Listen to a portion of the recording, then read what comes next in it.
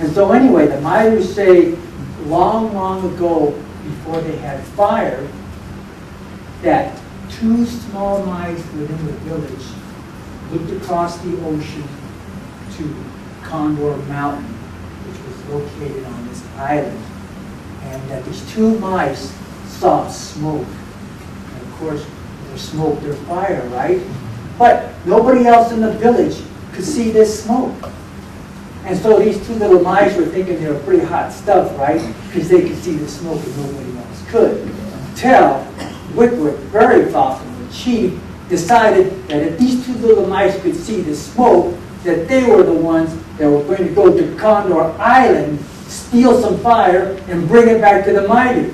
And of course, this terrified those two small mice, right? But they're like this big around, you know, and Condor like this big around. I mean, they're just basically adorbs, right? Yeah. So they were like totally frightened, but they couldn't back down because they'd already had been pompous enough, you know, bragging about how could they see the smoke and nobody else could. So anyway, the Maidu built the mice a small little raft, and on this little raft they put tinder and wood and mud so they could build a hearth, and so when they captured the fire, they could bring it back to the Maidu people. And they sent these two little mice off across this ocean to Condor Mountain to steal fire from the condors. And off they went. And it's a voyage over the ocean. And they don't know how long they were on it, but they were happy to get to Condor Island, even though the prospect of stealing fire from these huge condors was terrifying, right? But anyway, they landed on the island and they looked around and there was nobody there. And they saw all these rafts. And so they got an idea. They said, oh, okay, we get it. And they went and they took their little teeth and they gnawed through all the grapevine lashings on these rafts. And then they walked into the Condor village on Condor Mountain, and there was nobody home. So they entered all the houses and they found the Condor bows, and they gnawed through the bow strings and rendered those bows useless. And after they were done doing that, they started to trudge up Condor Mountain to the large assembly house, the cave, where Condor kept fire. And so they're trudging up there, and they're very, very scared, and they look into the assembly cave, and they see all these huge condors, and they got their wings spread apart like this, and they're surrounding the fire, and they're thinking, there's no way we're going to get these fire from these condors, you know. And they tried everything. They tried jumping over the condors, and they couldn't do that, and they ran against the feathers, and they just bounced off, and finally, out of fatigue, they go, yeah, right. So they gnawed little holes inside the feathers of the condors.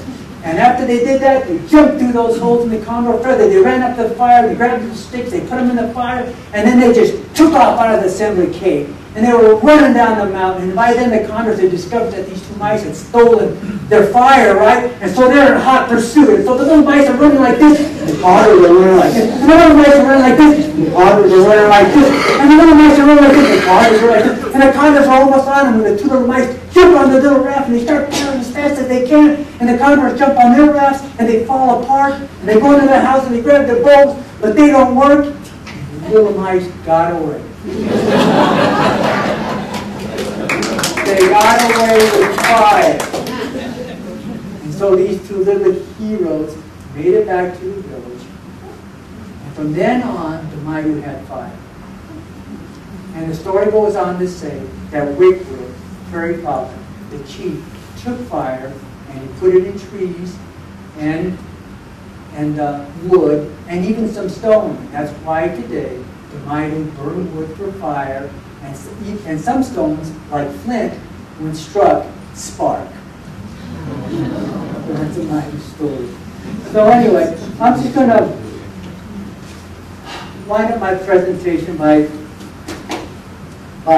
saying this, that on April the 19th, 1987, the last free-flying California Condor, AC-9, and this is a picture of the actual capture, was gliding out of the wild. And for the first time since the Pleistocene, the condor no longer graced the skies of Northern California. And worse yet, he wasn't available to Native Americans for worship or inspiration.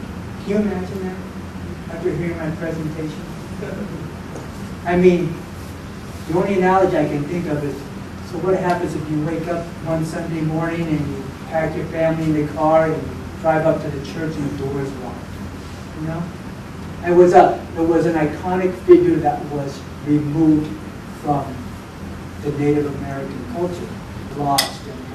And if there's any message that I wanted you to take away with today, it's this: it's, you know, the protection and the conservation of animals within our natural world is more than just the preservation of the gene pool.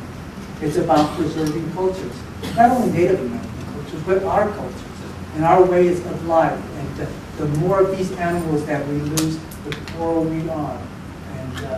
And hopefully we can turn this trend around. It's a tough job, but hopefully the future will be bright. And for California Condor, it certainly is much brighter than it was in the early 80s. Thank you very much.